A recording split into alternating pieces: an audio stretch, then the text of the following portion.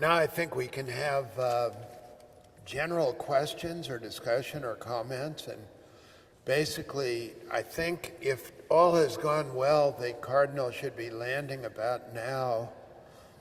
He's being met by police at the plane and driven here in a siren caravan, so he should be here by 25 minutes from now. But Mary Ellen and I would love to have some questions or comments, unless you'd like to exchange any bon mots with me. No, I just want to say again how critical it is that people like Peter are affirming the role of religions. And I'm at a school of the environment at Yale, one of our oldest schools in the country. But many of our scientists, I love them dearly, but they think it's going to be solved by science alone. So Peter is a great spokesperson across the country, and he and other scientists helping the encyclical are fabulous. Okay, we have a question here. Hi, yes, of course, as we all know, our first clue that we're getting very close to the tipping point is that we've surpassed 400 ppm. And yeah, if you would talk a little bit about what I read, as a very concerned climate action scientist, that we are now within 3 years of the science shows that we have to peak our greenhouse gas emissions within less than 3 years now. It was 3 years last summer of 2017. And then bring our greenhouse gas emissions down very quickly if we're going to have better than a 50-50 chance of leaving our children a livable world. Okay. So the question was, as I heard it, we have about 3 years to bring down our emissions. We've gone over 400. Yeah, I just, a lot of scientists have been prohibited from speaking the truth because their funding would be cut.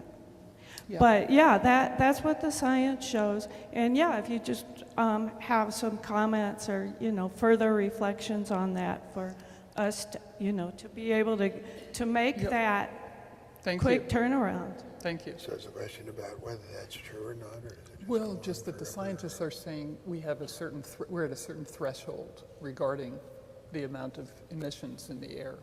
Well, yes, the scientists are saying what threshold we're at in terms of what's in the air, and we need to take into account the fact that the world goes on heating for a lot longer than the emissions are coming out. In other words, if we stopped at emissions tomorrow, the world would keep on heating.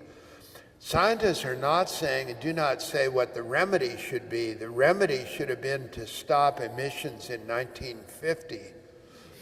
We've already gotten to the point where the world is on a path towards further and further and further heating.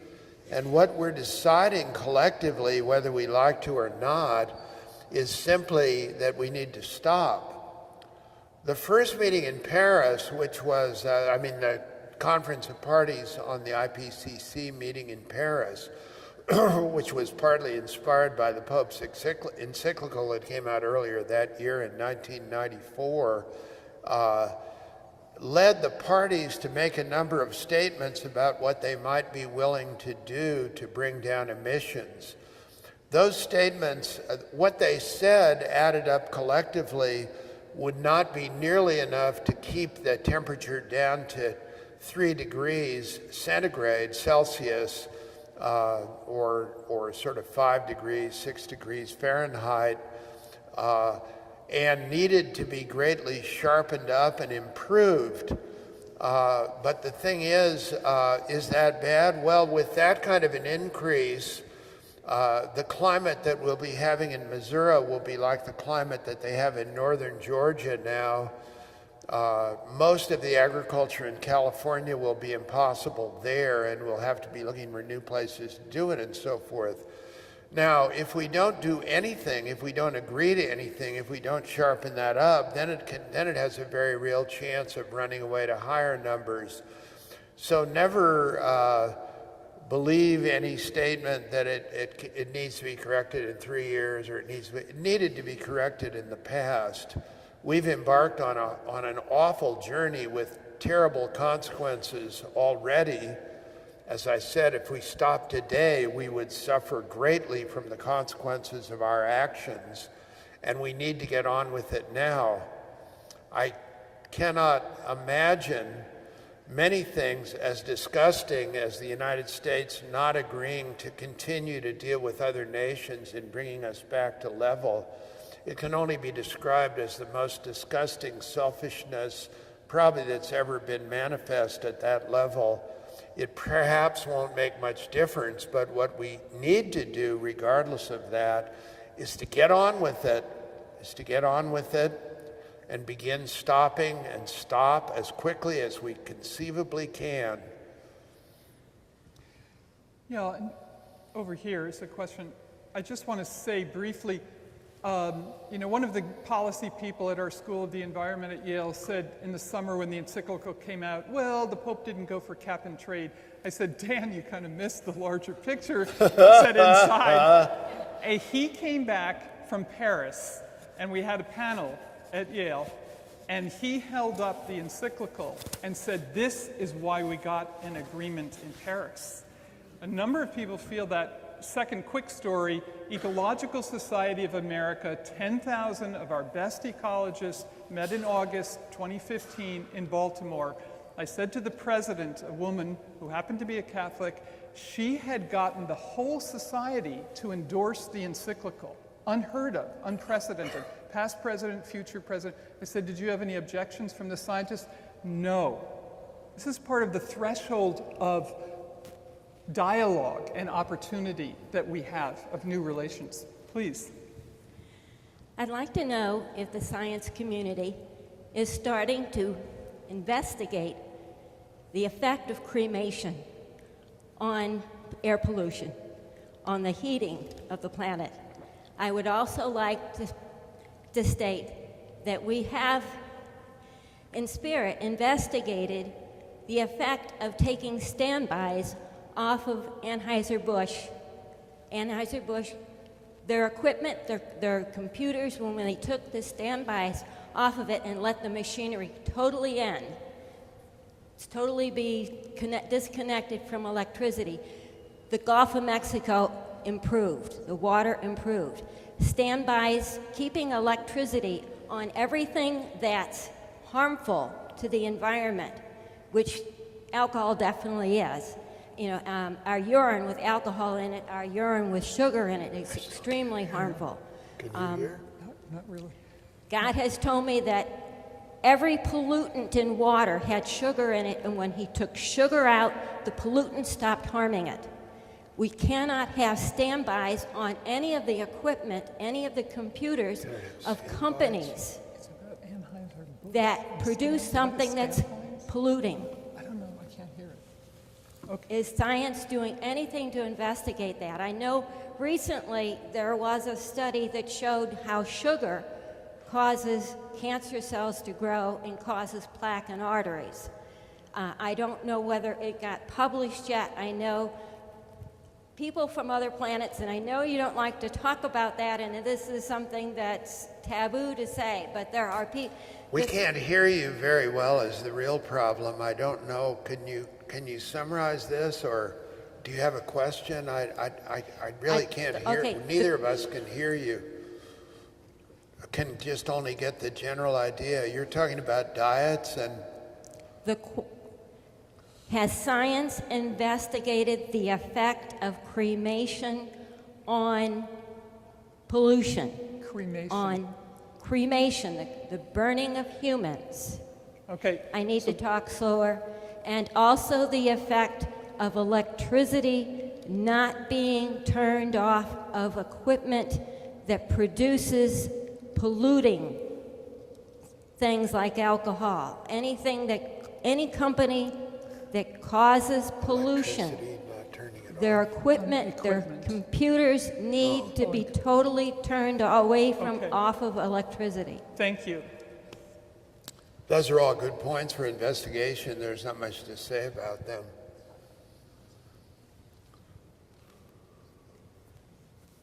Another question over here?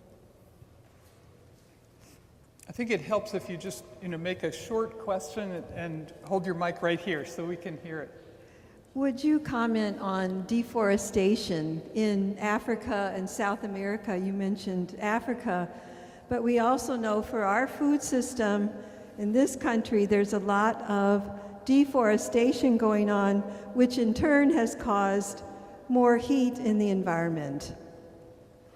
Yeah, I might say, it strikes me that since the ratification of the Convention on Biological Diversity at about the time of the Rio de Janeiro conference, which was about 25 years ago, 25% of the world's tropical forests have been clear-cut. In Indonesia, every year, more forest is cut than was cut the year before. And that's not a bigger percentage, that's more forest, so a much bigger percentage. We're deforesting rapidly, and of course, forests are one of the major places that carbon dioxide is held instead of going out into the atmosphere and becoming one of the greenhouse gases. One interesting fact is that the forests in Europe, all the pristine forests in Europe essentially were clear-cut by 1830. And since then, they've regrown considerably. Do you know why? Because people started burning coal. A high cost, but where are we going now? It's a big problem. It's a very big problem and very difficult to deal with. And there is so much short-term gain that's to be gotten by cutting forests and planting oil palm and doing all sorts of things that we need to pay a lot more attention to it collectively. I want to just mention a point of hope, maybe, we need to insert. Last summer, the Norwegian government sponsored a conference with the United Nations Development Program and representatives from the world's religions and many indigenous people in Oslo. This initiative was launched called an Interfaith Network for Tropical Forests.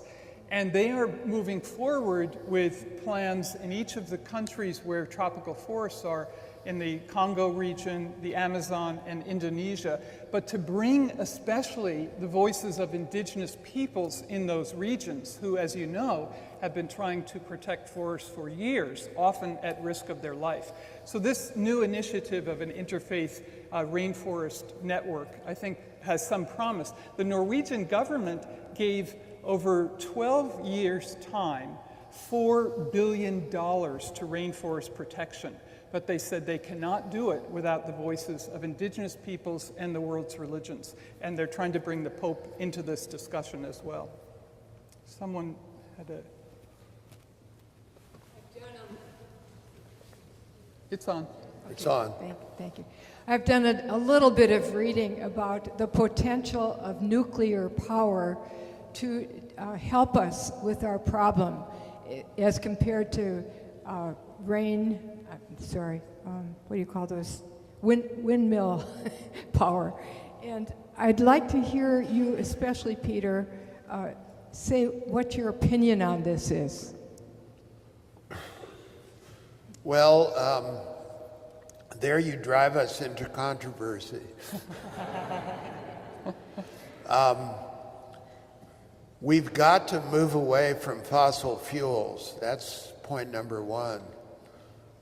We cannot go on burning coal and wood and oil and so forth and use that as our source of power. So we need to develop better batteries, we need to develop wind power, we need to develop wave power, we need to develop all sorts of things that will derive more power without releasing carbon into the atmosphere. And of course, there are many places in the world, many groups of indigenous people that have no electricity whatever, and we'd like to bring them power too. And for instance, the government of India's efforts to do that on a very individual and low level has helped lots of people to get further along in India. As to nuclear power, if we get rid of the waste carefully, and that's a big if we get rid of the waste carefully, and regardless of what we think of nuclear power, which is another whole argument, nuclear power is probably the only form of power that would give us enough energy in the really short term to be able to move away from burning coal and oil. One of the many problems with the nuclear power is that it tends to blow up or damage the lives of 105,000 or 100,000 people in one awful incident. But the problem is that if we allow global warming to continue, we can damage the lives of billions of people. We can damage the lives of everybody on Earth in a less spectacular but awfully ghastly way. And so I tend to think that we ought to use nuclear power gingerly, and that it's a big mistake to have a knee-jerk reaction when there's some problem and go on. Now, we all know there's a huge problem here in St. Louis with buried nuclear waste. That is a real problem, no matter what anybody says, but it's a problem that need not be repeated in the future if nuclear power were being used. There's so much sentiment against nuclear power that there's not much development of it going on, and one wonders, where it will all go. Not using it will clearly prolong for many years heating the atmosphere and make the consequences increasingly severe. So I don't know the answer, but those are some of the thoughts that I have about it. It's a hugely important question. I lived north of 3 Mile Island for a number of years. My first area of study is Japan, so when Fukushima happened and the prime minister at the time, who was completely caught unaware, and he says he would have had to move 50 million people. It would have been the end of modern Japan as he knows it. So the difficulty, as we know, with accidents is huge. I think one of the biggest difficulties, though, is what Peter just mentioned of the containment of the waste. Last 2 weeks ago at Yale, we had a film called Containment, which is exactly about this problem in the US, where the nuclear waste is sitting, as you know, at nuclear power plants across the country. And Yucca Mountain, which was supposed to be developed years ago in Nevada, and billions of dollars were spent on that study. I have friends involved in that study. Didn't work out. There was a plant area in New Mexico that worked for several years, and then they had an accident as well, although I've heard it's reopened. So we have a problem, even though the legislation has gone towards we must put this in a safe area, but we have not figured yet how to do that. And so these are very big issues. No one's going to support the insurance for building a nuclear power plant except the government. So obviously it's a transition energy, as Peter's suggesting, it's a transition energy, but we've got to move clearly towards renewables over time. And because of that confusion, nobody's putting enough funds into it to make it move forward rapidly, so we're more than a bit stuck. Yeah. Hello. Thank you for putting this great talk together.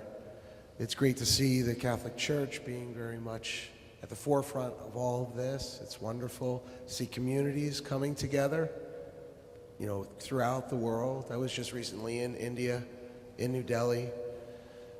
I was touring a hotel that was LEED Platinum, Leadership for Environmental Design. So it was supposed to be the peak or the epitome of sustainability. And I had asked about solar panels. And the gentleman who owned the hotel told me, unfortunately, we can't use solar panels because the pollution is here and it mars the surfaces and we can't use it. So nuclear power is often a better decision for them because they just can't do it yet. My role in the world is to inspire entrepreneurs to do good things with their businesses, to inspire them, to educate them, and then celebrate them for using a framework put together by the UN, the SDGs. So the Sustainable Development Goals the Sustainable Development Goals put together by the UN provide a nice architecture or framework for us to follow. How does that fit in with the encyclical? Is it very much in line? Are there pieces that are missing? I'm just not exactly certain how that works. The Sustainable Development Goals of the UN, how does it fit with the encyclical? I'll say just very briefly, and Peter can respond.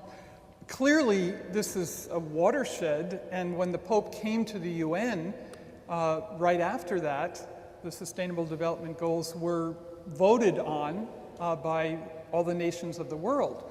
So Jeff Sachs is going to speak here. He's been very involved in that.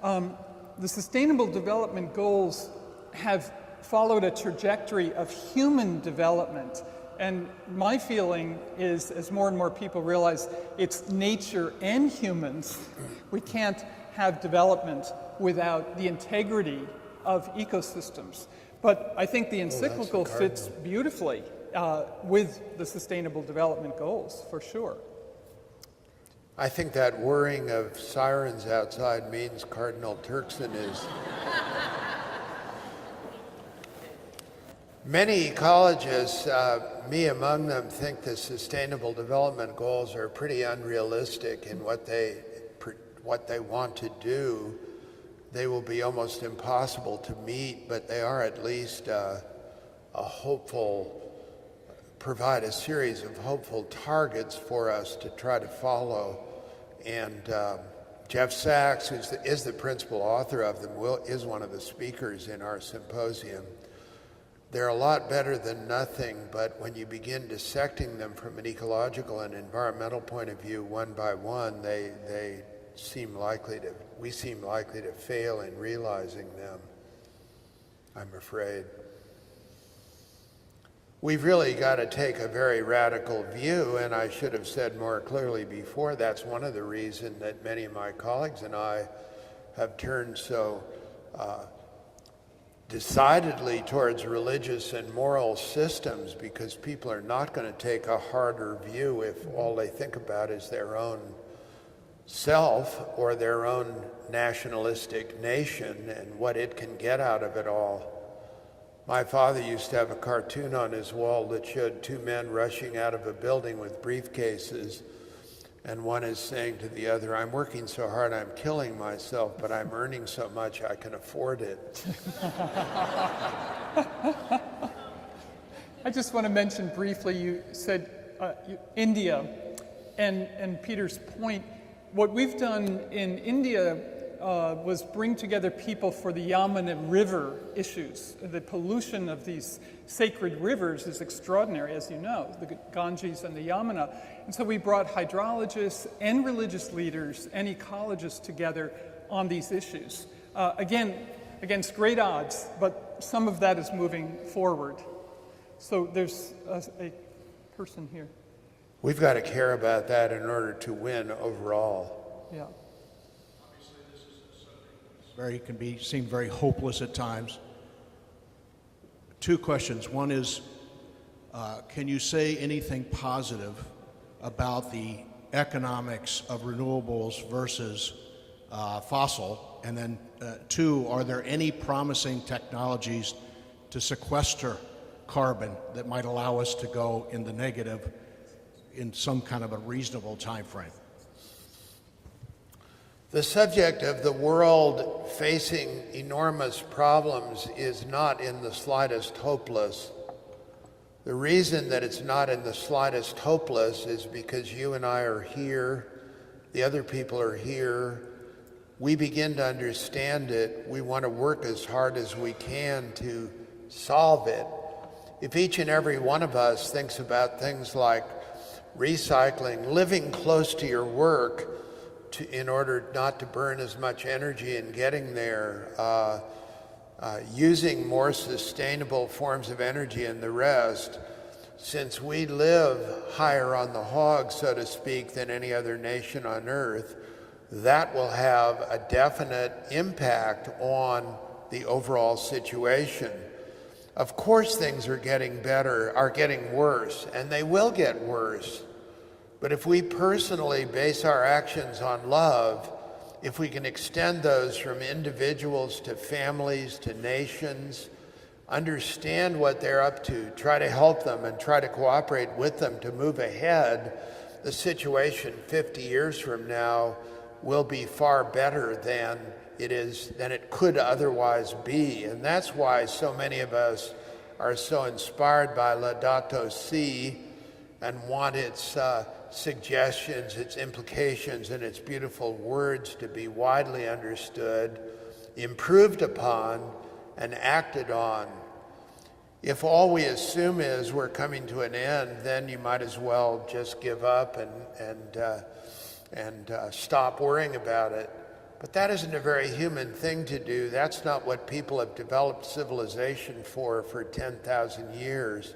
That's not where we're going to find the values of the future. We're not going to find the values of the future by fighting with one another, by grabbing land, by grabbing assets, by turning our back on the poor. We're going to find a stable and sustainable future by developing all these things, technical and otherwise, as well as we can, as rapidly as we can, and thinking carefully about where our real priorities should be.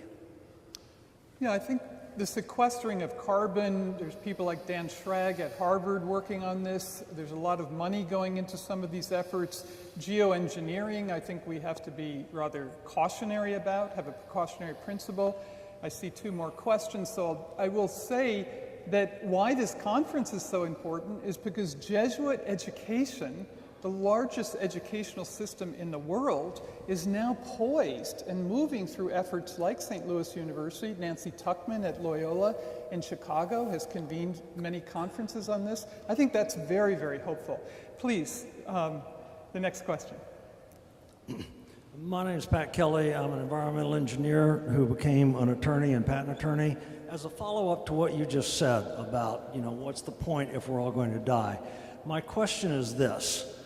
Do you think it would be a good and productive thing, or would it be an alienating and unproductive thing if the scientific community were to settle on some sort of number and say that based on everything we have seen so far, the Great Barrier Reef, the Greenland ice shelf, Antarctica, the methane plumes that are now coming up not just in the Arctic but in the Atlantic as well, we think that probably X billion people are likely to die over the next 30 years. And, whether, if they would simply settle on a number and choose that number, 2 billion people, 3 billion people, 4 billion people, even if it's at the low end, we could point out quite realistically that with all of the killing, all of the suffering, all of the horrible everything bad that happened in World War II, roughly 100 million people died then. This would be 20 times worse than that. Rather than saying, oh, horrible things are going to happen, if the scientific community were to coalesce around some number and say that our models indicate that probably the carrying capacity of this planet has been exceeded so badly, and half of all human population lives within 50 miles of a coastline around the world, that with rising waters and all of these problems, we're probably going to have to reduce the carrying capacity. Something is going to have to. Famines, wars, epidemics, whatever. But our best guess is that 3 billion people are likely to die over the next 30 to 40 years. Would that be a good thing or a bad thing? Well, it doesn't matter whether it would be a good thing or a bad thing because it's an impossible thing. There are too many factors involved, and no one will ever be able to decide that to a degree of certainty like you're talking about. I always worry because people do say things like, AIDS in Africa will soon take care of the problem, or starvation is God's way of thinning us out. What religions and moral systems stand for is taking care of one another and caring. And well, put another way, the Great Plague in Europe, which killed a very high proportion of the people there, if you look at population growth, is just a dimple. So I don't think it's either good or bad, but I do think it's impossible. Was there a question over here? Yeah.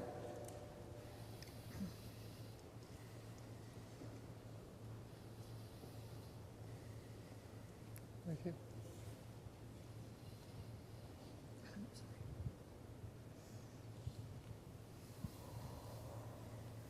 On Face the Nation this morning, Mayor Bloomberg from New York predicted that Trump will change his mind, and in order to keep America still involved in the agreement, he is putting forth over $4 million of his own money to pay the amount that's due at this point. And so I think that was a slight hopeful moment, but in his opinion, he felt that there might be a change this year. It's all to the good, but remember that the Paris Agreement fully acted upon would be only a limited contribution to halting global warming, and also perversely, or whatever, you can say that because Mayor Bloomberg and Jerry Brown, my classmate in Jesuit education in California years ago, because so many people are willing to put their money where their mouth is, that it's doubtful that the ignorant withdrawal from the Paris Agreement has any impact at all. Thank heavens for Mayor Bloomberg and for Jerry Brown and for other people who actually pay a little attention to the facts.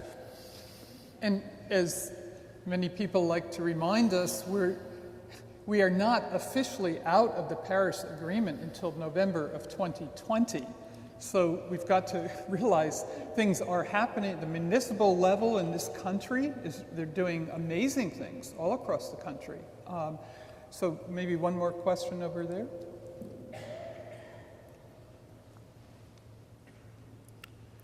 In the back. I thought those sirens were the cardinal, but maybe they were the police in hot pursuit of some criminal. The what? He's on the way. Okay. 15 minutes out.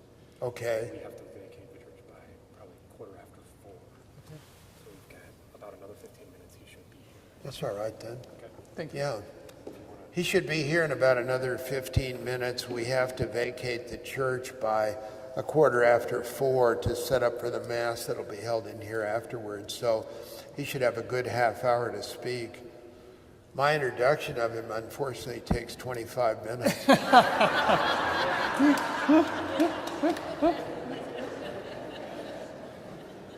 Go ahead. Thank you for your comments. I wonder about two things. Do you have any faith in the We Are Still In movement?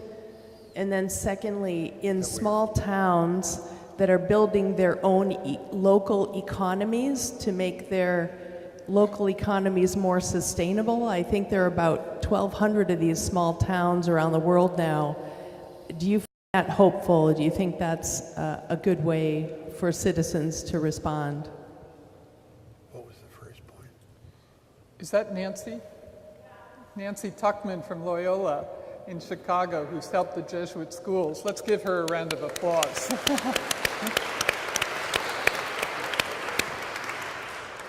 Wait a minute, there were no women instructors in Jesuit schools when I went to them. What's going on? Nancy, can you just repeat your question, though, so Peter couldn't quite hear? The second point was, I heard the second point, which was the way small towns are pulling themselves together around sustainability. And yes, it's extremely hopeful. And of course, the design of cities and towns is something that we all have to take into very serious consideration in trying to build a sustainable future. I didn't hear the first point, though. I just couldn't hear. Sorry. The first question was, do you think the We Are Still In movement has any legs? We are still in? That's a movement. Bloomberg's. It's a movement to say municipalities, groups, and people. Oh, absolutely. Yeah. Of course I do. I think individual and collective and small town and large town and any groups and any force, that's the way we can get things done. That's precisely what I think is the very most important and fundamental kind of movement. Yes. And we can help by providing information and fora and things like that for them. And by all means, I think those are just superb things that people can do. I want to reinforce that by saying I asked Todd Stern that when he came to Yale a few weeks ago. He's been our leading climate negotiator up through the Paris Agreement, and he's been involved in that for years and years and years. And he said, absolutely, that is one of the most important ways forward. We are still in, we can make a difference. So, pulling out of ourselves, thinking of more than ourselves. There's one here and then one over here. We'll get you the microphone. Hi, my name's Dan Mistel. I run Catholic Climate Covenant. And following up on Nancy Tuckman's comment, on Wednesday, I believe it's going to be Wednesday, there will be an announcement from our organization that is a Catholic version of the We Are Still in movement. It's going to be called the Catholic Climate Declaration. And right now we're encouraging bishops, men and women religious orders, parishes, schools, universities to sign on this declaration. It mirrors the We Are Still In declaration, but it's specifically designed for Catholic institutions. We hope to have thousands of Catholic institutions to have signed that by June 18th, and then we will do a big press release about how many organizations have signed on to that. So I'm publicly putting the pressure on you, but more so on myself, to make sure that that happens. So I encourage you to talk to your pastor, to talk to your bishop, to talk to any agency within the Catholic community, to go to our website, CatholicClimateCovenant.org, and sign on to that declaration. I'd like to underline that because actually in the parish churches, the encyclical and the things related to it has not received as much attention as would be wonderful. People have too much to do, and we should encourage them to get on that as part of what they do. Yeah, thank you, Dan, for your work with Catholic Climate Absolutely. Covenant. Thank you. Hi, my name's Carlita, and I have a question about us as individuals with all this deregulation of corporate waste now being, the rivers being repolluted and air being repolluted. How do we as individuals come up against that? Because we're coming up against these huge companies that are getting the free for all to do this now. Huge what? Huge companies. How can we make a difference? Is that, yes, yeah. How do we as individuals make a big difference in that? Well, on Earth Day in 1970, in April 1970, 20 million people came out to individual places to protest the pollution that they saw around them. And not surprisingly, in the next few years, all of the nation's fundamentally important environmental laws were passed. And if that doesn't prove that people, and signed by President Nixon, I might add, and if that doesn't prove that people make a difference, I don't know what will. Racism, unfortunately, comes into this. Poverty comes into it. A lot of really ugly things come into it, but we've got to organize. We've got to say what we want. We've got to be of good heart and push forward, and it will happen. Now that must be the real sign. I'm just going to put out here, the Earth Charter is also a great resource that brings together ecology, justice, and peace. And just building on what Peter just said, one of the most important things that I think Catholic social teaching has to offer is now this integration of ecology, justice, and peace. And the Earth Charter is in the framework of a Teilhardian unfolding universe. Beginning, we are part of an evolving universe. Earth itself is alive with a myriad community of life. I was part of that drafting, a conscious Teilhardian perspective and indigenous people's feeling for the livingness of the universe. So, is that the cardinal? I think it must be. And I don't know where he would like to speak from. Maybe we should just conclude this section. Yeah, I think so, and yes. get ready for the cardinal. Thank you. Thank you, Peter.